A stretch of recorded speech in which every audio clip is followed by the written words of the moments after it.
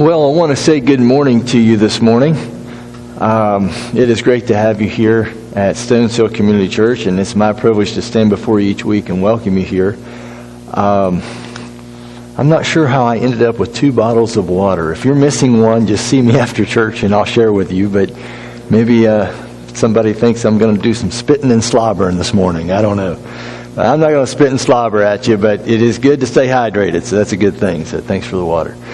But this is our bulletin, and one of the things that we need to do from time to time is to really remember what it's like not to know. And so when we walk into a place for the first time, it can be a very disorienting experience. And so one of the things that we have to do is to kind of remember what it's like not to know on a regular basis. What is it like to walk into a place for the first time? And then also, not only that, but what is our vision as an organization, as a church? What are the primary reasons why we meet? Well, basically, it's very simple. It's 2 words: forgiveness and restoration. On the front of your bulletin, and we don't see this if we come every week because, we get used to things and we just don't see it. And then we got to remember, we got to see it. And so part of seeing it is just from time to time, just read it out loud for you. So it's to lead people, our vision at the bottom of the page is to lead people to God's forgiveness and see them restored to all that God created them to be. And so everything that we do facilitates that mission and that vision. Okay, we want people to encounter God's forgiveness. We all need it. You need it this morning. And so we want people to encounter His forgiveness, and everything drives toward that. And now that you're forgiven, why do I keep coming to church, right? Well, I know God forgave me. Why am I still coming? To be restored. To identify areas of your life where you can become more like Christ. Okay? And maybe there's entire areas of your life, ways of thinking, priorities, lifestyles, entire areas that have not been surrendered to the Lord. Okay? And so while we come every week is to benefit mutually from the gifts of others, but to identify those areas and have full life restoration. Amen? That's why we meet, and that's why we continue to meet. And in all of that, to lift up the Lord Jesus Christ. That's what this is about. Okay? So our vision is to lead people to God's forgiveness, not coerce them, manipulate them, spit and slobber at them. All right? It's to lead people to God's forgiveness and see them restored to all that God created them to be. Okay? And I would hate to think that the prodigal would have met the elder brother first on the way home. Wouldn't it have been awful? I mean, the attitude of the elder brother, how horrible that guy's attitude was, and to think that the prodigal would have ran into him first, I think he would have done a U-turn. He would have left, and he would have never come home. And see, what I want Stones Hill Community Church to be is a visional, missional organization where everything that we do is driven by those 2 ideas: forgiveness and restoration. We are setting up a forgiveness moment. When we mow the grass, it helps it. It's a less distraction, okay? People can say, the grass is mowed. That looks nice. It's one less distraction they have to think about when they come to think about and really consider where they are on their spiritual journey, okay? When the bathrooms are clean, okay? When the slides are attractive and appealing. When the music is fresh and appealing. When the teachers have good attitudes. When the people are at the door smiling and shaking hands. When people are serving coffee or holding babies or welcome. It's all driven by those 2 things. We want people to experience God's forgiveness, and we want them to be restored day by day, week by week, to all that He created them to be. So if you're outside working and you're mowing the grass and somebody stops you and says, "Why are you guys even here as a church?" Forgiveness, restoration. That's why we're here. With God's forgiveness. What's that about? What He's done for the world in and through Jesus. That's why we're here. Okay? So just remember that. And let that drive everything that we do from week to week. Okay? So when we put roofs on, when we clean carpets, when we invest in all these building kinds of maintenance kinds of things, it is ultimately so that people might know personally the forgiveness of the Lord, and that they might be restored to all that He created them to be. Okay? We want you to be restored. And I can't help but think that every now and then on a Sunday, in fact, many Sundays out of the year, we have prodigals that come in these doors. And you might be one of them this morning. You might be a prodigal on your way home. And we want you to know the attitude of Stones Hill Community Church is not the elder brother. We're not going to make you feel bad for the life that you've lived. That's not our goal. That's not our job. We are going to affirm the fact that you're here this morning and you're on your way home. And we are a father, as it were, with open arms. And we say, come on home. It's time. Supper's being served. Your place is at the table. We'll even give you 2 waters instead of 1. Welcome home. Amen? That's what our ethos and our mission and our vision is about. You notice that the way I preach, the way I teach. I teach that way. That underlies everything that I do. That's why I don't spit and slobber at you, okay, or try to manipulate you or hit you upside the head with guilt. That's not our approach. That's not how we roll, right? We want people to be led to the forgiveness of God and restored to all that He created them to be. Amen? Little visional input right there. And I believe you're with me. And that makes Stones Hill Community Church a unique place to be, because we're driven by that twinfold focus and twofold vision. Forgiveness and restoration. Question, personalized. Do you need to be forgiven this morning? Do you know that you are? Do you know you can be? Do you know that you already are? That you just not received it maybe personally? If you'll do that this morning, you'll be given an opportunity to do that. You are every week, actually. But if you would like to personally appropriate what God has done for the world in and through Jesus, you say, Lord, come on in. And He'll slip right inside. And then after that, you'll get to walk with us each week. And you're now not just on a forgiveness journey, you're on a restoration journey. And now you're going to be nudged closer and closer to what it means to be in His image, living life for Him and for His glory. Amen. So that's a little bit of housekeeping there, and I think that refocuses us and gets us really snapped in, moving in a common direction. Now, not only that, but one of the things I work really hard at doing each week is I want to bring you something that will challenge you. You will learn something new. Those of you who've been walking with the Lord for 30, 40, 50 years, I want this to be time well spent for you. So I do a fair amount of digging each week to make sure you're going to learn something new. But at the same time, I don't want to leave the prodigals on the way home that may have no church background or Bible experience or knowledge. I don't want to leave them behind. So it's a very, very just important balance to have between those two things. And so we want to make sure that everybody's moving together as a unit, and we want to make sure that nobody's left behind, all right? And so one of the things I like to do is just try to tell you from the top what we're going to do together and how we're going to shape and create this time together. One of the things I need to do here this morning is I actually need to share a little bit of backstory with you. So we're in a series called Surprisology, and there are surprises in our life. Sometimes we embrace the unpredictable, sometimes we resist it. Sometimes we help to engineer the unexpected, right? And we create surprises. And I would say there's probably moments in your life that you've been genuinely and authentically surprised, and you may want to share some of those moments with us. And perhaps we may give you an opportunity in this series to share some of your most memorable surprises and how God has used those surprises to do some special things in your life.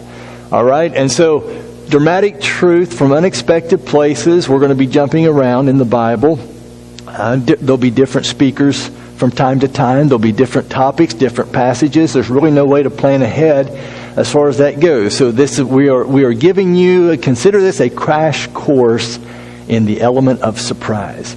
And so many of the passages that we'll deal with are passages where there's an element of surprise. There's an element of the unexpected.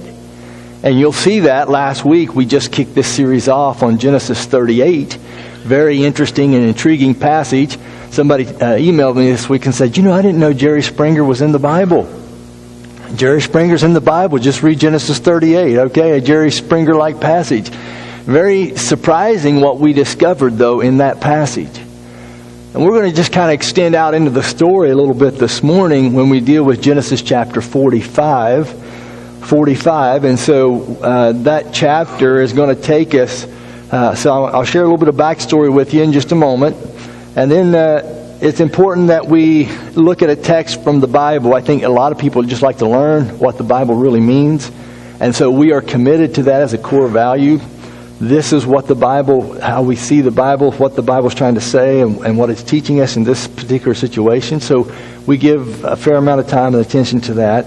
And this morning's text happens to be a very emotional speech by a guy named Joseph, who's been through a lot in his life. You're gonna love Joseph. In fact, the line to see Joseph in heaven is going to be a long one, because everybody can relate to him so much.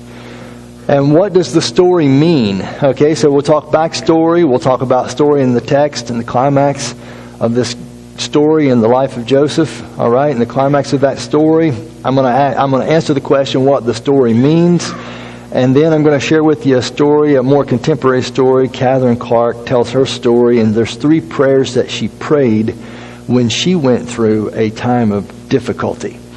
Okay, and it's surprising what she discovered. And so essentially, what I want you to think about here this morning is kind of where we're going to go now. What I want you to think about here this morning, it's not the evil that we do that surprises me. It's not the evil that human beings do that surprises me anymore. People leave spouses. It doesn't surprise me. People steal things. And there's corruption. It doesn't surprise me. Seen and heard it all before pretty much. Okay? People make bad decisions. Doesn't surprise me. People do things that hurt other people. Doesn't surprise me. Okay? It's not the evil that we do that surprises me. Surpriseology 101. Listen now. It's the good that God brings from the evil that we do that surprises me. That's what blows me away. That this person can do that act and create that whole series of events, and at the end of it, Jesus Christ is lifted up in a life somehow. And it never would have happened unless all this crazy shenanigans had gone down in the person's life. That is crazy. That's nuts. Stuff like that should not happen, but it does. And this Surprisology series is about convincing you, and we're going to do our very best to convince you each week that God can take your darkest moment, your silliest decision, your ludicrous series of events that you set into motion in your life. All those things. I'm going to be arguing, I'm going to be proposing that God, there's nothing beyond the reach of God to touch you in a dramatic way where truth is amplified in your unexpected place. And God takes your silliest things, your most evil things, we could say, and He says, I'm going to shape something good from it. That blows me away. And that's the story of Joseph. Now, you're going to be amazed by this because Joseph was sold into slavery in Egypt through the betrayal of his brothers, and he was actually put into prison through the betrayal of his master's wife, because once he got to Egypt, he was sold to Potiphar, Potiphar's family. Potiphar was the, we could say, captain of the guard. He was the Secret Service agent of Egypt and of the leader and king of Egypt, the Pharaoh of Egypt. And he had a wife, and his wife really liked Joseph, and Joseph refused to have an affair with her, but he was so good at what he did, he was promoted, and that's how he got the job. Through this spiritual insight, okay, so he was thrown into prison for attempted rape, that's what she said. He was thrown into prison, and then he had spiritual insight there, and he met people while he was in prison. While he was incarcerated, he met people, And they discovered he had spiritual insight. He could even interpret dreams. This eventually led to him being promoted to being the prime minister of Egypt. And after he was able to interpret a dream of Pharaoh, he foresaw a great famine coming. And I'm summarizing the story, giving you backstory so you understand our passage. He was able, through his administrative skills, to prepare the nation of Egypt for a great time of famine. Not just the nation of Egypt, but all the surrounding countries and provinces and villages and towns. And he was able to spare all of them death by starvation. And he was able to resolve the food shortage problem because God had revealed in a dream what was going to happen. He interpreted for Pharaoh. Pharaoh loved the guy, made him like second in command of Egypt, and said, you're going to manage this because you have the unique ability. And sure enough, that's exactly what happened in Joseph's life. Jacob and his remaining sons in Canaan now are facing starvation too. And the writer of Genesis so skillfully shows us right here in the beginning of the story with just a couple of strokes that the family dynamics are still in the tank. Okay? See, Joseph was loved by his father Jacob. And his father Jacob loved Joseph and treated him as a favorite. And that didn't set well with all the other brothers. You see, Jacob he worked so hard and he got Leah as a wife. And then that was kind of a deceitful deal. Won't get into that. Then he had Rachel as a wife, and they had concubines. And so you've got Jacob, who has a couple of wives, a couple of concubines, and he's having children by all these different women. And so eventually they have 12. He has 12 sons. These become the 12 tribes of Israel. And so Jacob has these 12 sons, and he had favoritism. I'll get it out in a second. He showed favoritism toward Joseph and Benjamin because Rachel was his favorite wife. And Rachel even died while she was having Benjamin and giving birth. And so they had a major problem in the family they hated Joseph. And Joseph was arrogant in his early years. He even told them dreams he had. All the other brothers are going to bow down and serve him. All right? And if you have siblings and you have a dream like that, do me a favor, don't tell them. Okay? It's just going to create a lot of problems. But he didn't keep the lid on that. He told them how someday he was going to be the ruler, and they would bow down. And they said, "Okay, we'll fix Mr. Ruler Joseph." Right?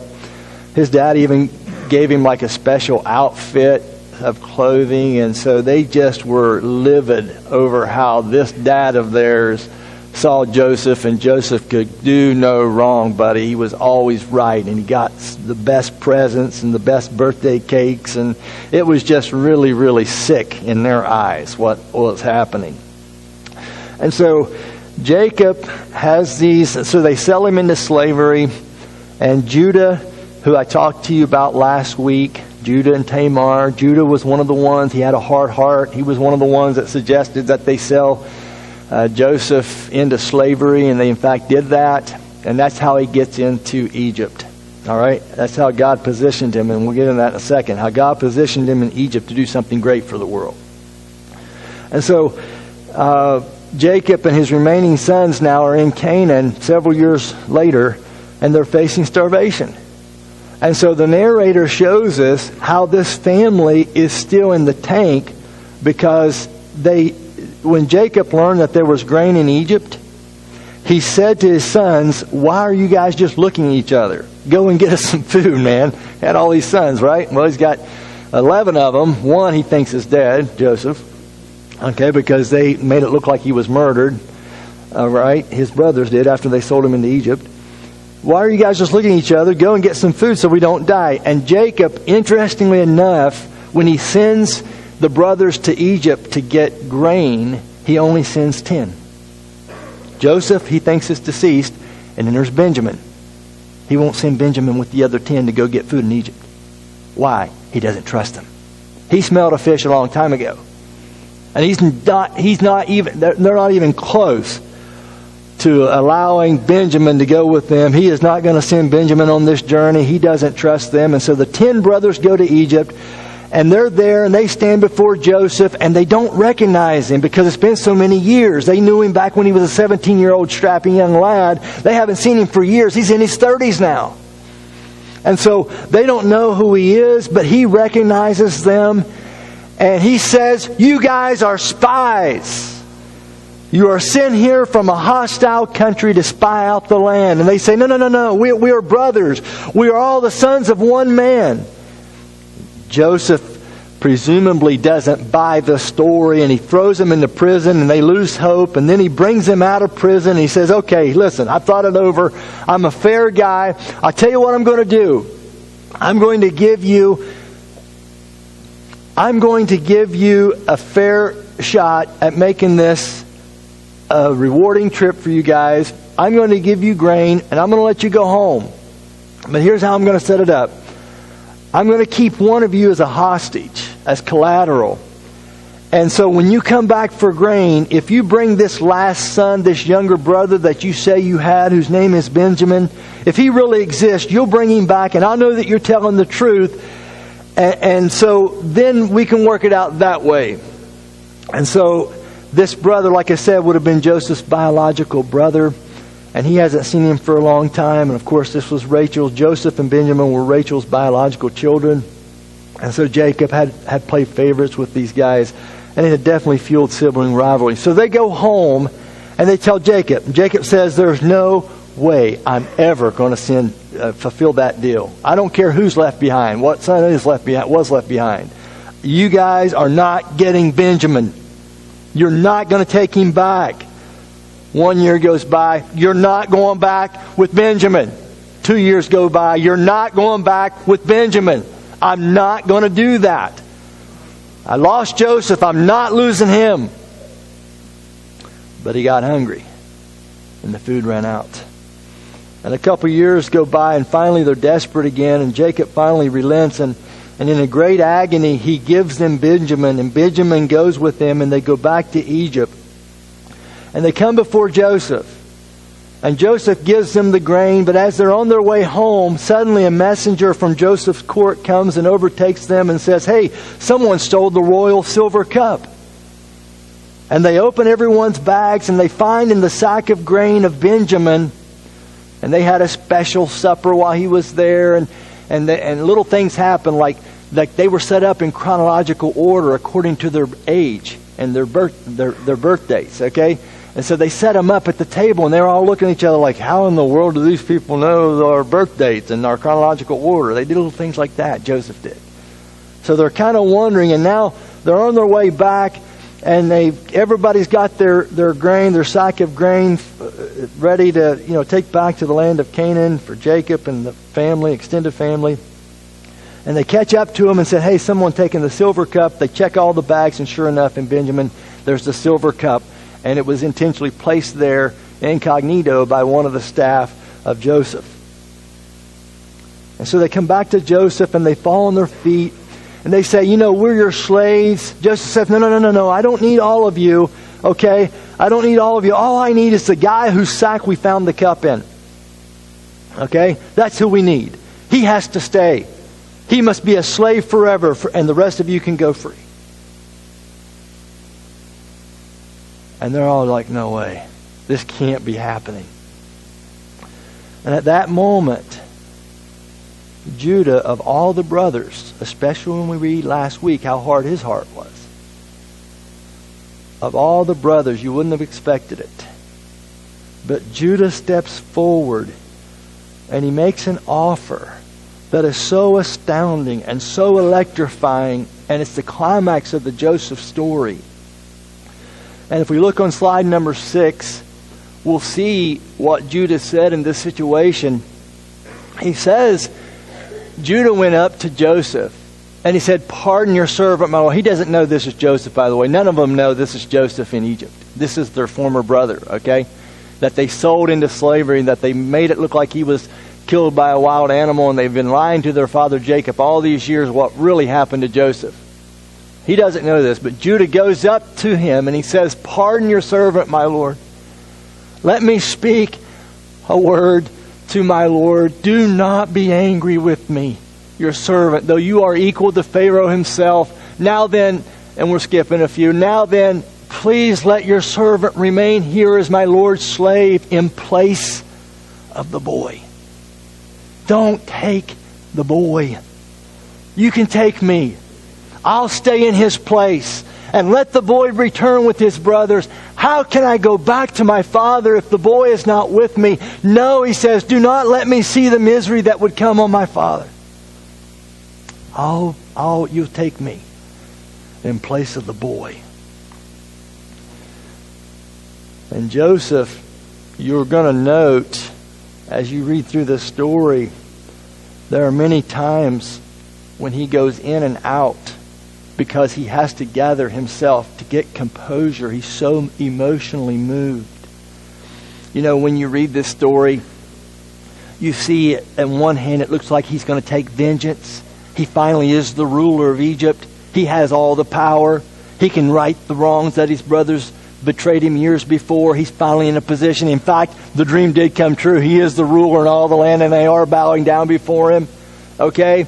He's in a position, and there's times when you look at the text and the story and you think, well, is he going to take vengeance? I mean, he puts them in prison and he sets them up with the silver cup deal, and he acts mean and gruff on one hand, and then on the other hand, when they don't know it and their backs are turned, he slips away into a private chamber and he's weeping. He's seized with this incredible emotion and affection for his family.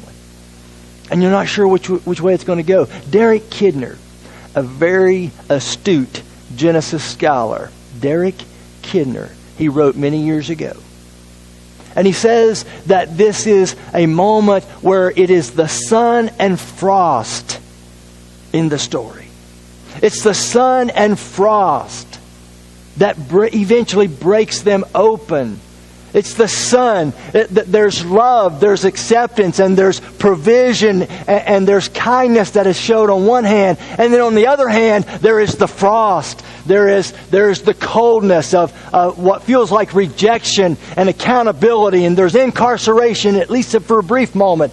And so there you have the sun and frost, and it breaks us open. And it's a vivid image, isn't it? Because when you have intense heat followed by intense cold, or intense cold followed by intense heat, stones crack, foundations break, asphalt comes apart when it goes through those extreme times of testing.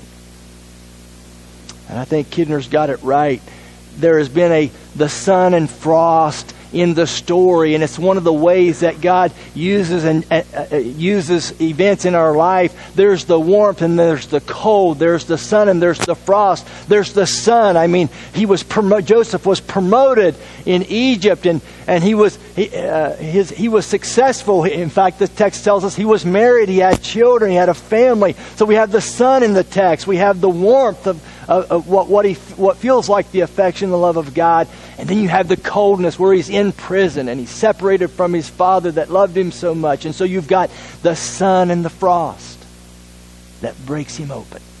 And it seems in the story that there is the sun and frost, that the same method God had been using in Joseph's life is now the method that Joseph uses to ascertain whether or not, after all of these years, if his brothers have decided to change. And he treats Benjamin, when he finally does meet Benjamin in Egypt, Joseph treats him with favoritism. Everybody else got a single steak. Benjamin got 5. He got 5 times more at mealtime. Okay, so Joseph starts treating Benjamin with this favoritism just to see if his brothers had changed any over the years. It's the sun and the frost. It's the hot moments, it's the cold moments, and the extremities of life that break us open. And that lets God shine inside. It shows us who we really are and what we are. Derek Kidner's got it right. Great image. It's the sun and frost. And so after this passionate vicarious atonement appeal, and Judah doesn't recognize it, but this is exactly what happens in the gospel. Judah's going to have a greater son many, many years down the line, who's going to stand up and he's going to appeal. Don't take these people. Take me instead. Take me instead. And so Judah is a little capsule. His response here is like a little gem. It's a little capsule of the gospel. It's in my place. Don't take the boy. Don't take Benjamin. I can't bear to see the life of my father. I know what he's been through. Yes, I know he still eats food. I know he's still the leader of a family and the patriarch of a family. I know he comes and goes and he lives his life, but I'm not so sure that he's been living all those years after he lost Joseph to what he thinks was an attack by an animal, because they took that coat of many colors, right? They dipped it in goat's blood and gave it to Daddy and said, look what happened to Joseph. This is all we could find. Okay? In the corner. All we could find. And they saw the life just drain out of Jacob.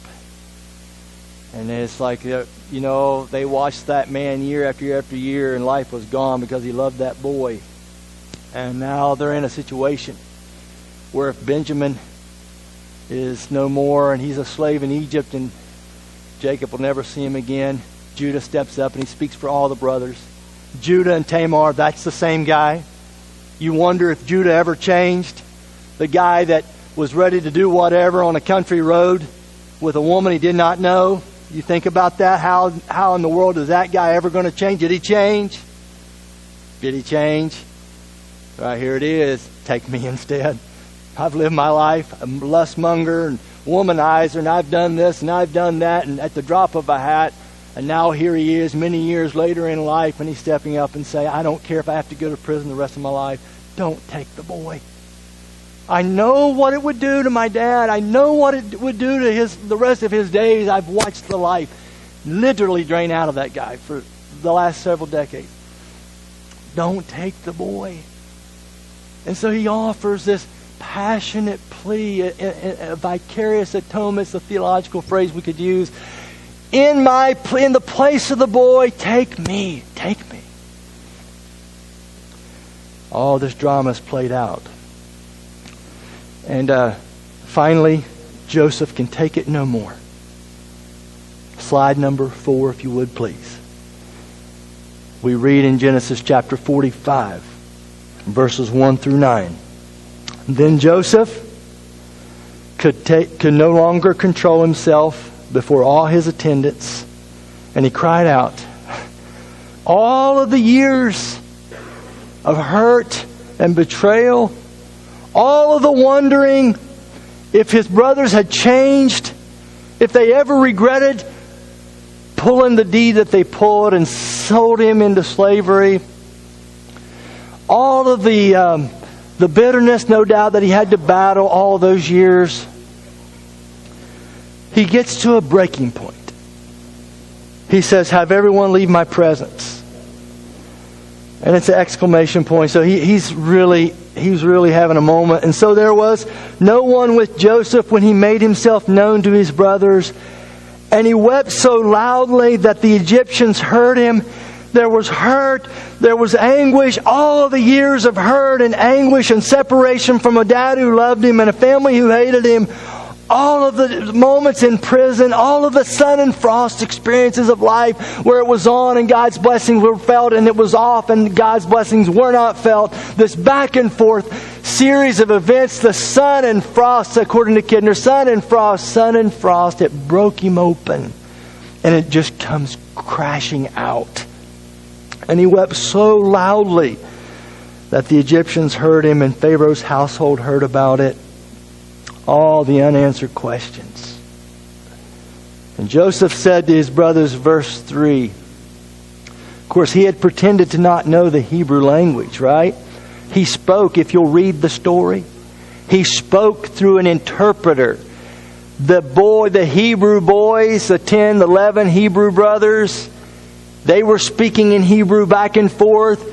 And there was exchanges going on. They had no clue or inkling that Joseph could understand the dialogue that was happening and how they were talking back and forth, how that now that God's justice is finally coming due, right? And they were referring all the way back many years before when Joseph himself was betrayed. And so Joseph has heard these exchanges, but he's been speaking through an interpreter, and he knows High Egyptian, right? He's been in Egypt a long time. He knows the language, but he also knows Hebrew because he spoke it for the first 17 years of his life. So imagine Joseph said to his brothers in perfect Hebrew with a loud, clear voice, "I am Joseph.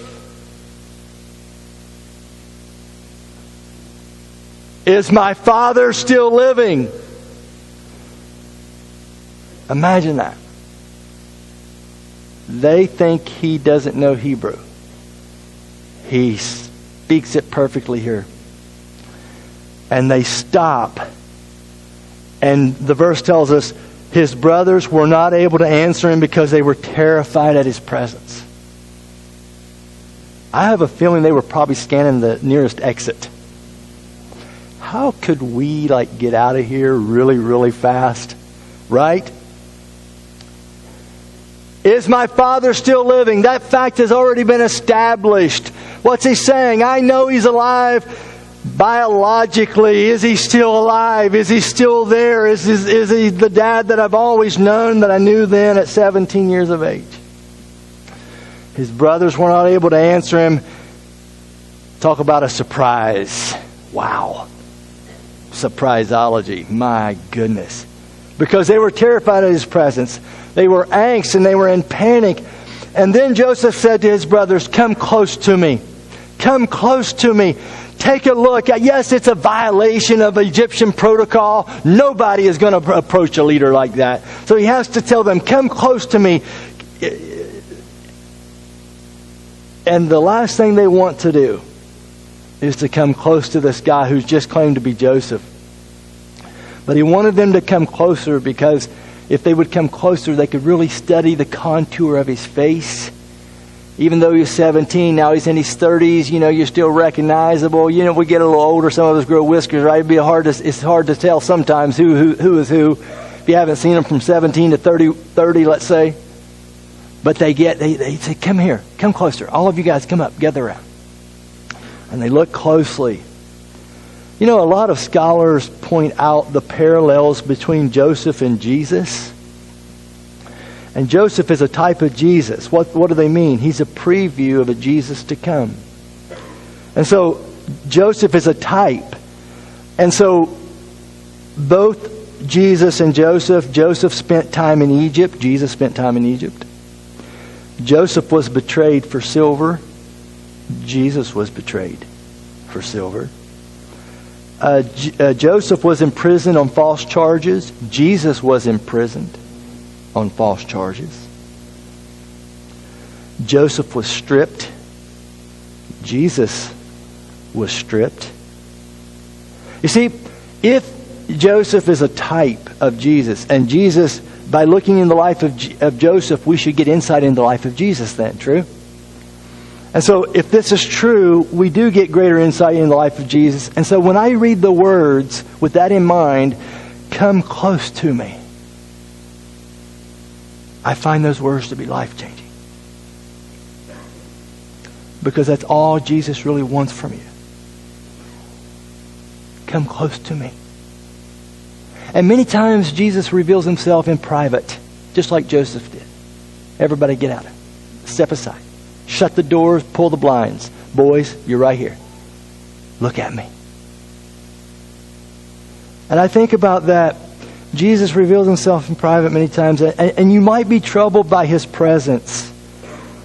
You might be troubled. You might have angst. The history is just too great. The offenses are just too grievous. The life that's been wasted, or parts or chunks of life that have been wasted and thrown away, that's just too painful to think about.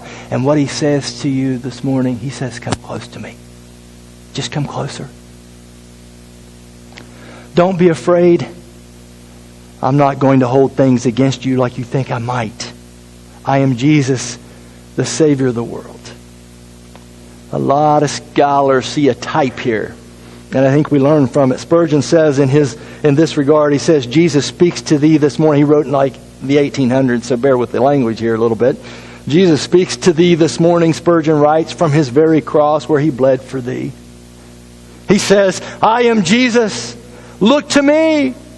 Trust me and be saved. Repose thy confidence wholly upon me. I will wash thee from thy sin, carry thee safely through time, and land thee gloriously in eternity. When Joseph said to his brothers, come close to me, I hear Jesus saying to his brothers who are so afraid of what they might find and what he might see in their life, he says, come close. There's life. I'm not going to treat you like you think I might treat you. And maybe that's you this morning talking about prodigals on their way home. You're scared to death of what you see as religion. You're scared to death of what it might mean. You're so out of your element. This morning you have a Savior in the life of Joseph, who typifies the life of Jesus. And it points back and it informs us of Jesus. And Jesus is saying to each of you this morning, come closer, take a close look. Really see me? Really see me? See what I'm about. See what I love. See what I've done for the world. See me. See me behind the sun and the frost, the hot and the cold, the breaking open of your heart. See it. I've been there. I've been working all the while in your life.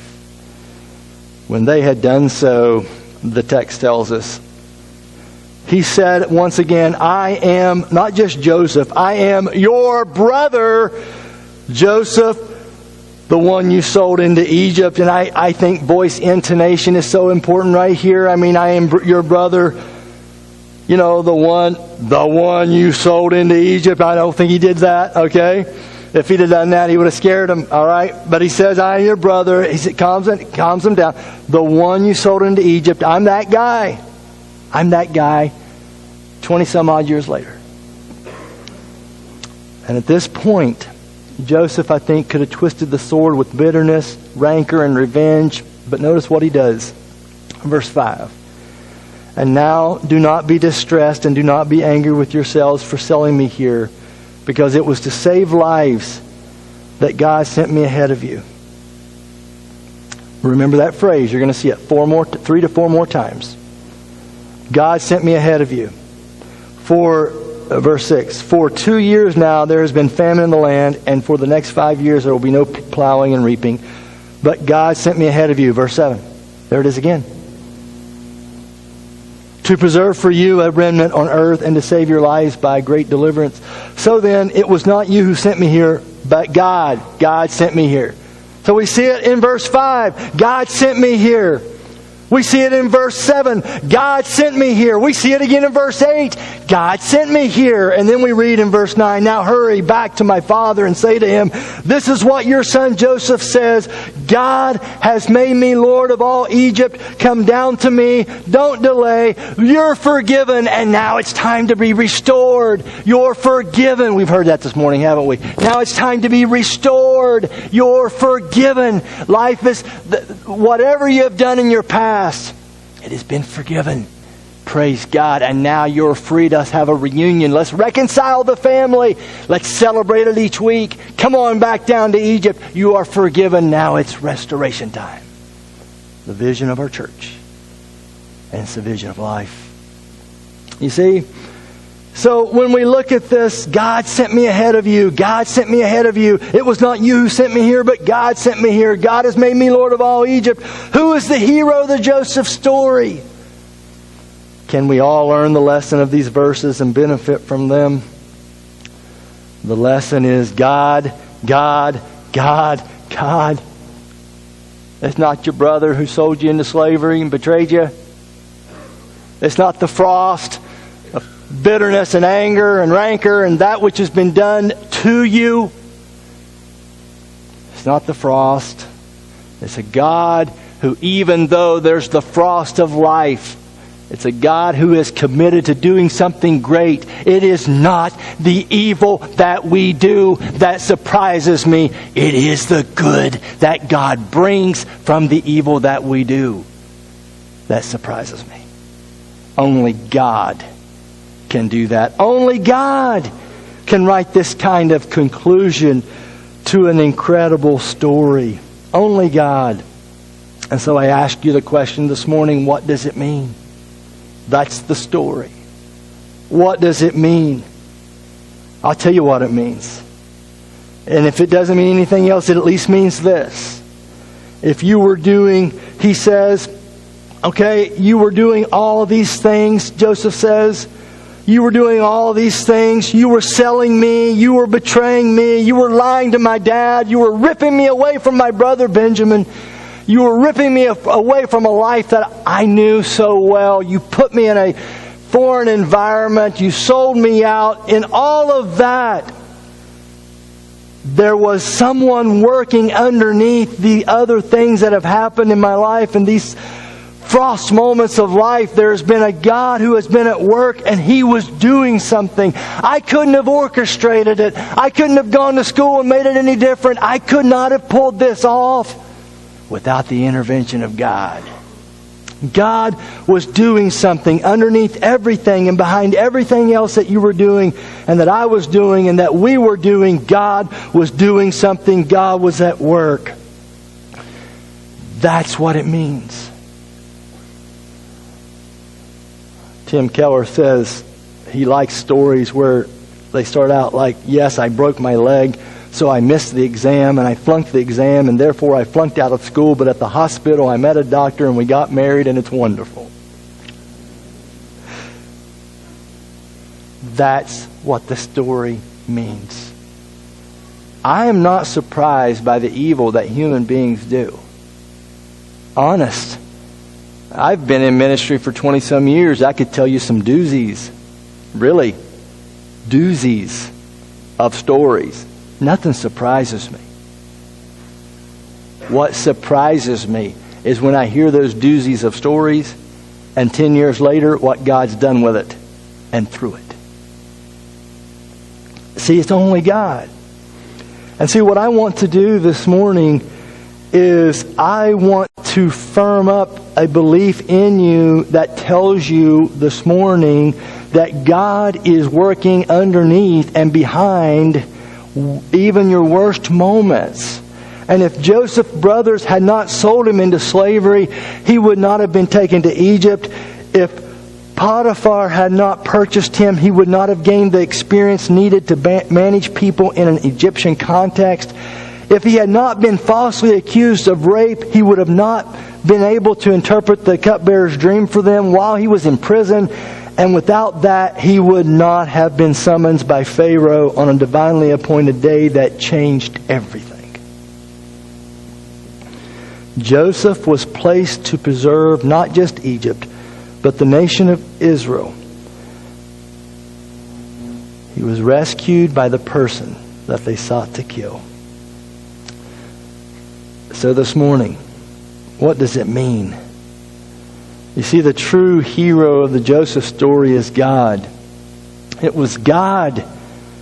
4 times we see it. It was God who sent. Wait a second. No, my brother betrayed me.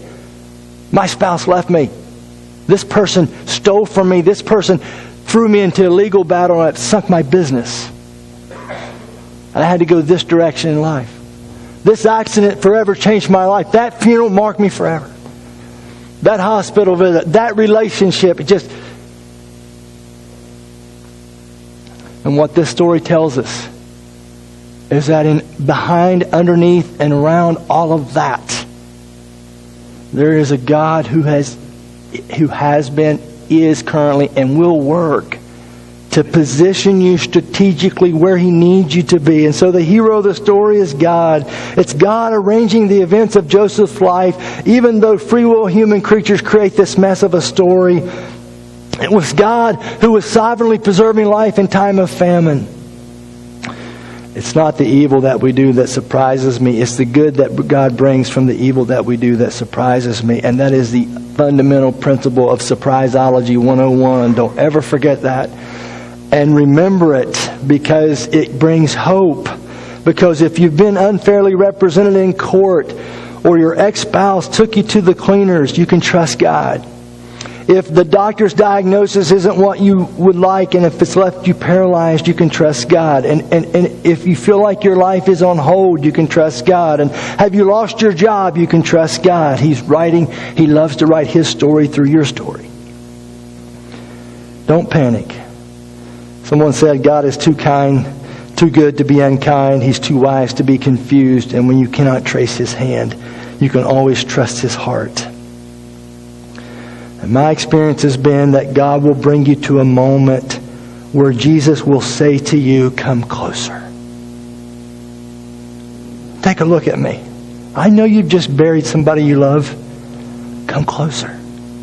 See the contours of my face. Study the attributes of my life. Know what it is I really have done for the world, how much I love you, and what I'm yet doing in your life behind the scenes when you don't see me at work. Come closer. And God will bring you to those moments where He will have you right where you need to be. And He'll show up. And the invitation will be, come take a long look. And He may do that in private in your life. He likes to work in private. Sometimes He doesn't like everybody around to distract. He likes to do it when you're by yourself. And when you're by yourself, I want you to listen for His voice, because it's in those times, those moments, He'll say, come closer. You know, Catherine Elizabeth Clark tells a story of tragedy. I'm going to bring this thing in for a landing with this story. It's a story of tragedy and truth. She says, Rebellious Hope. The name of her book is Where I End. And it was Friday, May 29, 2009 in Grand Rapids, Michigan. And Catherine went to her kids' school as she did on most Fridays.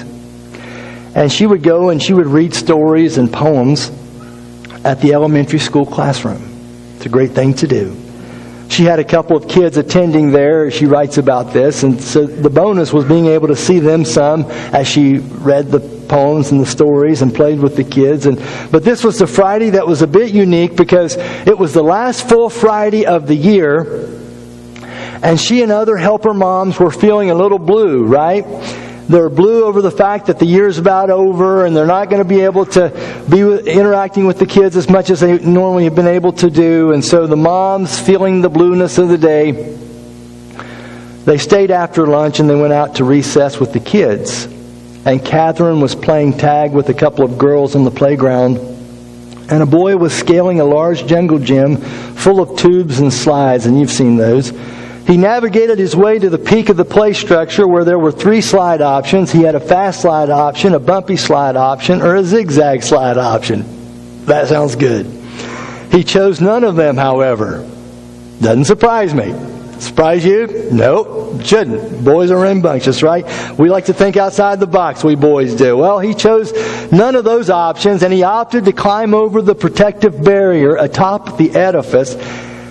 And in a split-second decision, he bounded into the air and he crashed on top of Catherine's head. Her neck cracked under the weight of his sneakers, snapping like a whip forward and abruptly back, and her frame went limp and she crashed into the wood chips of the playground. True story. His elbow was fractured, but she was paralyzed. The boy's elbow was fractured, but she was paralyzed from the neck down, laying on the wood chips. Gwyneth and William are her children. They had been taken inside and given a book to read because it was such an upheaval out on the playground with mom unable to move. She felt this enormous weight upon her, and her nerves, she said, were on fire. And at the hospital, she learned that the injury was a C3. It's the 3rd cervical vertebrae in the neck. It's the Christopher Reeve injury.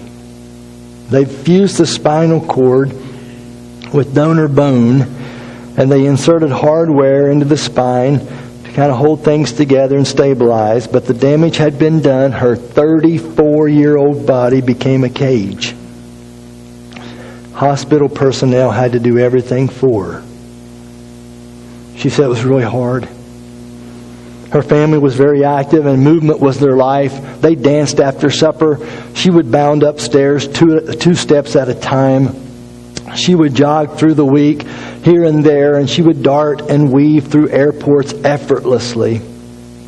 And now she was laying in bed unable to move from the neck down in an instant of time. And she wondered if she'd ever be able to hug her kids again, much less do all those other things.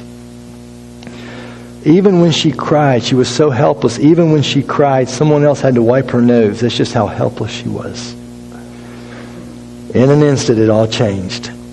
And sometimes things are thrust upon us by the choices of other people. And sometimes it's just a result of living in this broken world. But things happen like that. And Catherine eventually learned to walk again. Amazingly enough, doctors couldn't believe it. She will always deal with her issues with her body, though. She says the thing probably I noticed the most is I lost dexterity in my hands.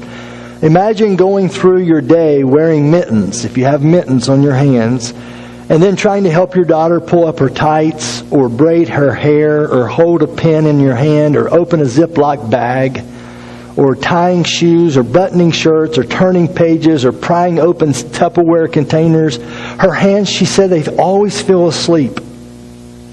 And there's burning pins and needles really throughout my body. It feels like 1,000 angry bee stings buzzing and throbbing in my hands in different places in my body. In fact, she says, every body sensation from the neck down, she may feel it slightly, but it's all muted now. It's just a very small percentage of what it used to be.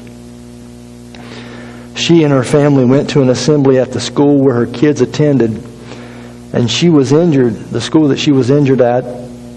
And their school features a moral-focused curriculum. And what that means is there's a character trait that's named at the beginning of every month, and that character trait is defined, and all the students endeavor to live out that character trait for the month. At the end of the month, the parents assemble, and the children from a particular class will present an attribute in the program, that attribute for the month.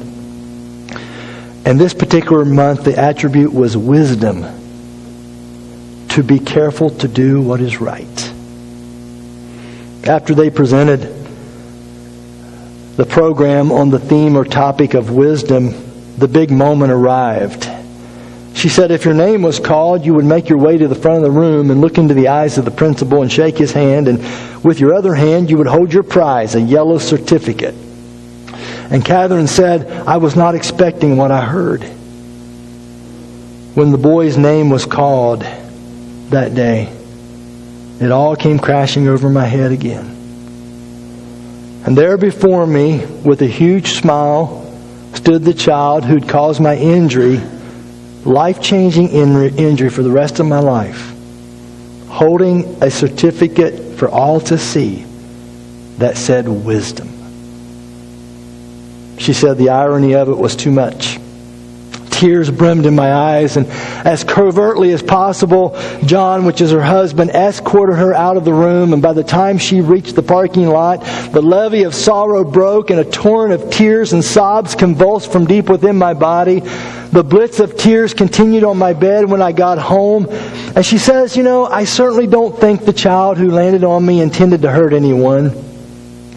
Perhaps the teacher who selected him for this particular award wanted to bless him to redeem the past by conceiving a bright way forward. And if that was the case, then I genuinely respect that decision. Who of us, she says, would not like to rewind the clock on some moments in our lives?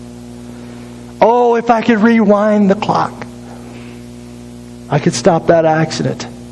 I could stop that decision. I could refuse to make that purchase. Oh, if I could just rewind the clock. But the reality is that we can only live our lives forward. And I myself have found regret and forgiveness to be great teachers in my life. God not only bears the pain and sorrow that follows disastrous choices, He delights in redeeming our failures, mishaps, and calamities, great and small. She says, rather than leaving us to flounder in shame and guilt, He rebuilds and heals, defining us in and by His love. She said, there's 3 prayers that got me through this season of my life. Each prayer is a 3-word prayer. Lord, have mercy. Thee I adore. Into Thy hands. Lord, have mercy. I think about Joseph. Sold into slavery, falsely accused of rape, character assassination, incarceration, forgotten. Lord, have mercy. I can't take this anymore. This has got to end because it makes no sense. There's nothing good going to come out of this. Lord, have mercy. Thee I adore. Job success, Joseph could pray. He had promotions. He had marriage and a family. Lord, I'm so grateful. I shouldn't be where I am given the circumstances. I should not be here this morning given the circumstances that I just went through in the last couple of weeks. Maybe you could say that. You have stood me before kings. People recognized and appreciated my gifts and contributions, and now I'm ruler in Egypt. Joseph no doubt prayed moments in his life, Lord, have mercy. He no doubt prayed, Thee I adore. It's truly a God thing that I'm where I'm at. And finally, Catherine prayed, and I'm sure Joseph prayed, into thy hands. 3 words. Controlled by older brothers, he was. Controlled by an Egyptian ruler, he was. Controlled by an Egyptian penal system, he was. Controlled by forgetful friends, he was. And he had to pray. I surrender to your plan. You're bigger than all the players in my life, all the controllers in my life. You're bigger than them. I'm going to have to trust you. Into thy hands, I pray. Are you here today? Do you resonate with Lord, have mercy? Are you here and do you resonate, Thee I adore? Are you here and are you resonating with into thy hands? God, I don't like the feeling of manipulation and control I sense and feel, but you're bigger than the players. You know, Judah had no idea at the time when he got up and gave this climactic speech at the end of this drama that was playing out with Joseph and his brothers. He had no idea that there would be another one of his seed that would stand before great people someday. And he would plead a case and a cause to die in the place of another. You see, the gospel is you're more wicked than you ever dared believe, and you're more loved than you ever dared hoped at the same time. And all because of what Christ has done. Have you mishandled your wounds? You feel like there's a lot in the Joseph story that you can relate to? Is there one of those prayers you need to pray this morning? It's not the evil that you've done that surprises me. I guarantee it. You tell me your whole story, I'm like, yep, heard it. No, you haven't heard it. Yeah, I have. That doesn't surprise me. No problems.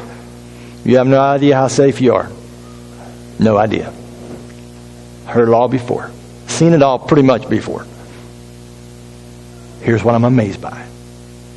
That God could take it and do something great. Do you believe that? Pray with me. Father, thank you so much for this day. Thank you so much for this series on surprise. And God, we are open for your surprises. And we pray for them. We ask and pray as we bring this thing into a conclusion, it would not be the end. Because I kind of feel like Jesus is saying, come closer. Come closer. You haven't seen the contours of my face like you've needed to. You haven't seen the value, my work behind your life like you've needed to. You don't know the nuances of what I love and how I love you and how I've cared for you. Come closer. And maybe that's the appeal that we lay out here before the people today. Those who need to come closer would come close. Into thy hands we come close. Thee I adore. Lord, we come close. You work now through our life. We purpose to lift you up. Give us the heart of a Joseph. We don't want to be bitter. We don't want to be revenge-filled. We want to be set free. We want to be forgiven, yes, and we have. And we want to be restored. Will you restore us? Will you restore marriages? Will you restore families? Will you restore what the locusts have eaten, as the prophet wrote about? Will you do something great? Let us know you're there. In your name, amen. Thank you. You've been a very kind audience this morning. If you don't have a church family, come back. We'll see you next week. You have a great day. Enjoy the fall season.